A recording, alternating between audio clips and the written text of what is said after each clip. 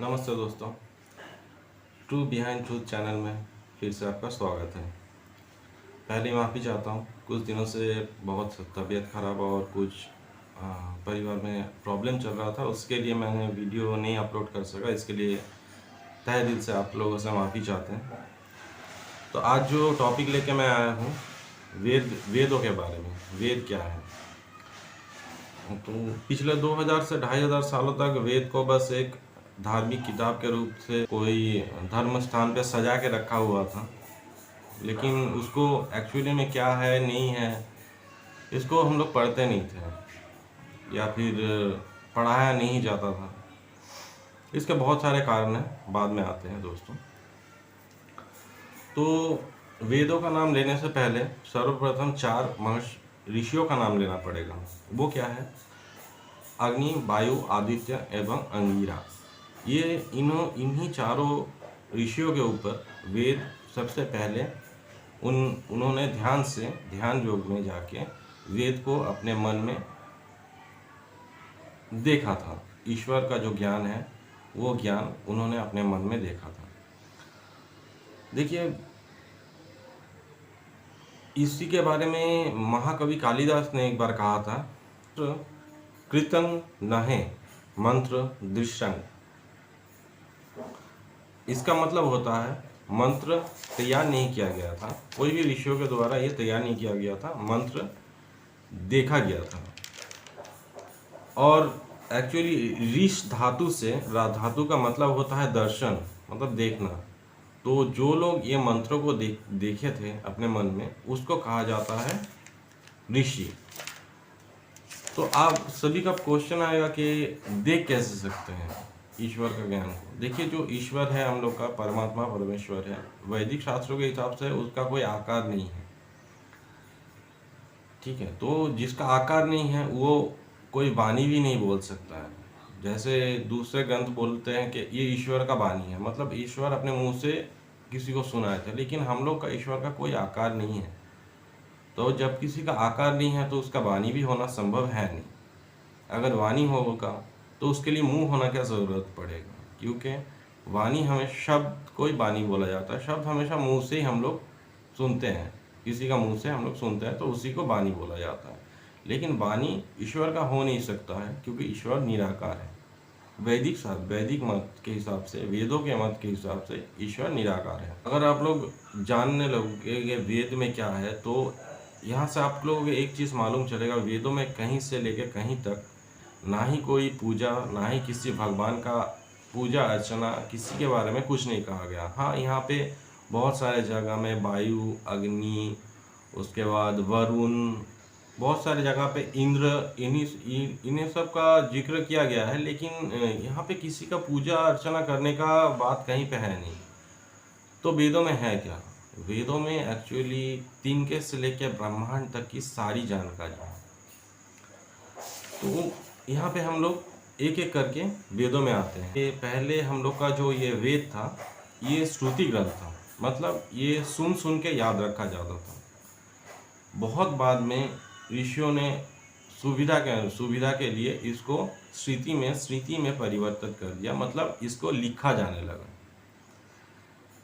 यहाँ पे एक चीज़ जिक्र करना बहुत ही ज़रूरी है दोस्तों, कि पराशर मुनि का जो पुत्र है, जिनका माता का नाम सत्यावती है, वो मुनि है ऋषि व्यासदेव, जिसको हम लोग कहते हैं, जिसको बोला जाता है उन्होंने वेद लिखा था। लेकिन उन्होंने वेद नहीं लिखा था, उन्होंने वेदों का बस संग्रह किया था, ठीक है। तो सबसे पहले 3 ही वेद आए थे, ऋग, साम और यजुर्वेद। अथर्ववेद बहुत बाद में आया, तो इसीलिए वेद को त्रयी भी बोला जाता है। और आज जो वेदों का जितने भी पांडुलिपि मौजूद है, टोटल 28,000 पांडुलिपि वेदों के मौजूद हैं, जो कि पुणे का भंडारकर रिसर्च ओरिएंटल इंस्टीट्यूट में रखी हुई है। अगर कोई टाइम निकाल के जाना चाहें तो आप लोग जाके देख सकते हैं। तो अभी हम लोग वेदों के बारे में आते हैं। पहला और सबसे प्राचीन है ऋग्वेद। ऋग्वेद में टोटल 10 भागों में ये विभक्त है। ये प्रत्येक भाग को एक मंडल कहा जाता है। इसमें टोटल 1028 सूक्त है। तो ऋग्वेद जो है, ऋग्वेद का मैंने आपको बता दिया इसमें क्या क्या है। इसके बाद आते हैं सामवेद में। सामवेद का, साम शब्द का अर्थ होता है सुर या संगीत। ठीक है, तो यहाँ पे याद रखने का एक चीज़ है दोस्तों, जो वैदिक ग्रंथ है वो दो शैली में लिखा जाता था, या तो कहानी शैली में लिखा जाता था या फिर कविता का शैली में लिखा जाता था। तो कविता का शैली में आप जैसे जब भी लिखोगे तो उसको एक सुर देना पड़ेगा आपको। तो सामवेद, साम का मतलब ही होता है सुर। तो यहाँ से एक चीज़ समझ में आता है कि जो संगीत हम लोग आज संगीत सुनते हैं, इसका जन्म भी ये वेदों से ही हुआ है। तो सामवेद में क्या है, सामवेद में कुछ नहीं, एक्चुअली ऋग्वेद का ही कुछ मंत्र इसमें, ऋग्वेद का ही ज़्यादातर मंत्र इसमें है। ठीक है, 75 मंत्र छोड़ के बाकी सारे ऋग्वेद से मंत्र लिए गए हैं। इसमें टोटल मंत्र संख्या है 1810 मंत्र है, लेकिन कुछ कुछ मंत्र इसमें रिपीट है। अगर ये रिपीट हम लोग छोड़ देते हैं तो इसमें 1549 मंत्र ही है। एक टाइम में ऋग्वेद की हजारों शाखाएं, जो कि पुराणों के हिसाब से हजारों शाखाएं इसमें थी, लेकिन आज बस 3 ही मौजूद है हम लोगों के पास। वो है कोइथुम, रानायनी एवं जैमिनी या तलबकार। ये तीनों ही शाखा हम लोग के पास अभी मौजूद है।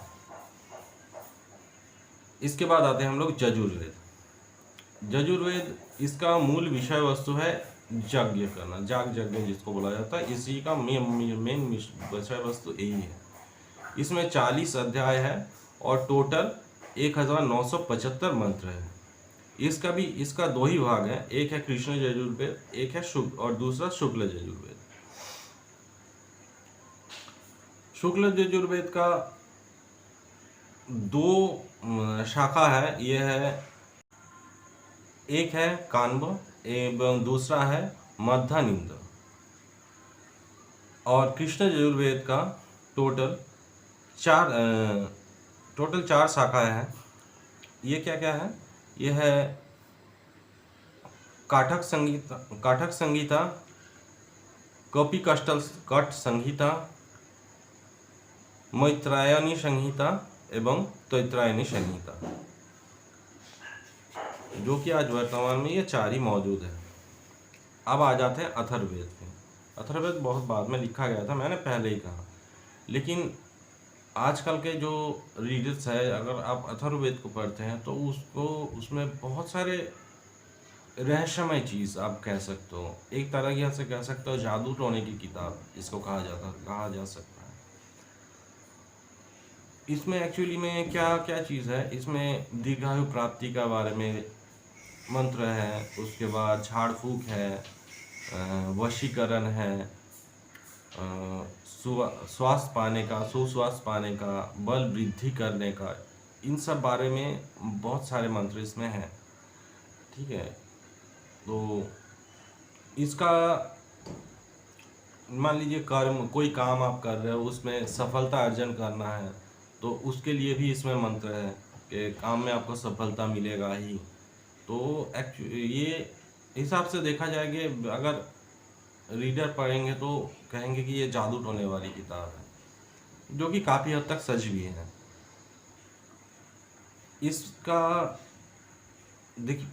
इसका 20 भाग है, जिसको कांड कहा जाता है। ठीक है, पहले मैंने बोला था सुक्त, अब ये 20 कांड है, एक एक भाग को एक एक कांड कहते हैं, और इसमें टोटल 5977 ही मंत्र है।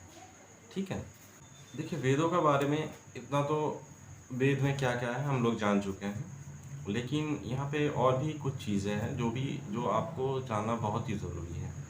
कि वेद जो है ये पढ़ने के लिए या फिर याद रखने के लिए हम लोग के मुनि ऋषियों ने कुछ तरीके अपनाए थे। ठीक है, संहिता पाठ, पद पाठ, क्रम पाठ, जटा पाठ, ये सब तरीके हैं जो कि वेद को याद रखने के लिए बनाए गए हैं। मतलब वेद को समझने के लिए आप लोगों को कुछ और भी किताबों का सहारा लेना पड़ेगा। तो इसमें मूलतः क्या है, ब्राह्मण ग्रंथ, आरण्यक एवं उपनिषद। आरण्यक में चाहिए ऐतरेय एवं कौशितकी, और उपनिषद में ऐतरेय उपनिषद एवं कौशितकी उपनिषद।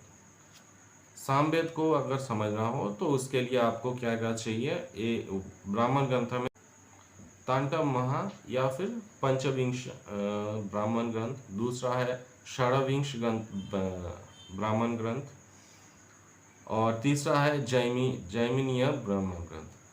और इसके लिए आरण्यक, जो आरण्यक में आपको लगेंगे जैमिनीय उपनिषद ब्राह्मण आरण्यक, और उपनिषद में आपको लगेंगे छंदोग्य एवं केन उपनिषद।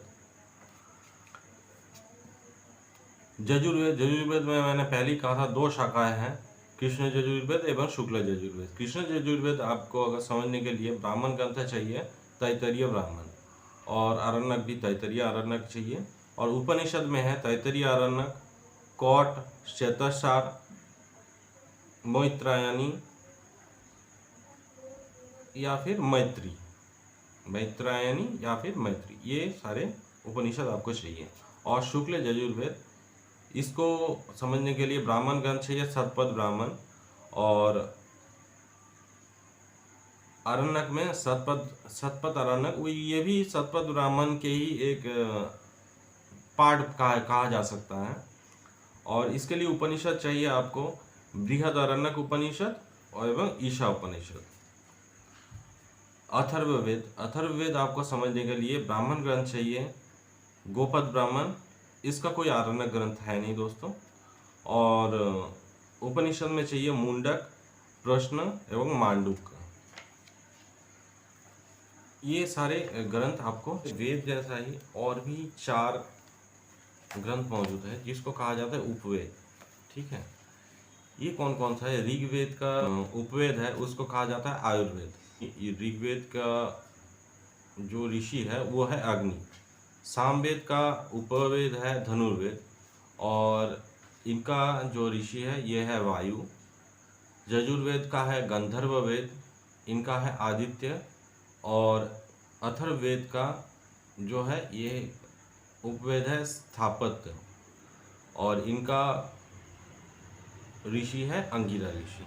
और एक बात दोस्तों, वेद को समझने के लिए आपको वेदांग चाहिए ही चाहिए। वेदांग छोड़ के आप वेद को समझ नहीं पाओगे। शिक्षा, कल्प, छंद, व्याकरण, निरुक्त एवं ज्योतिष, ये 6 वेदांग है।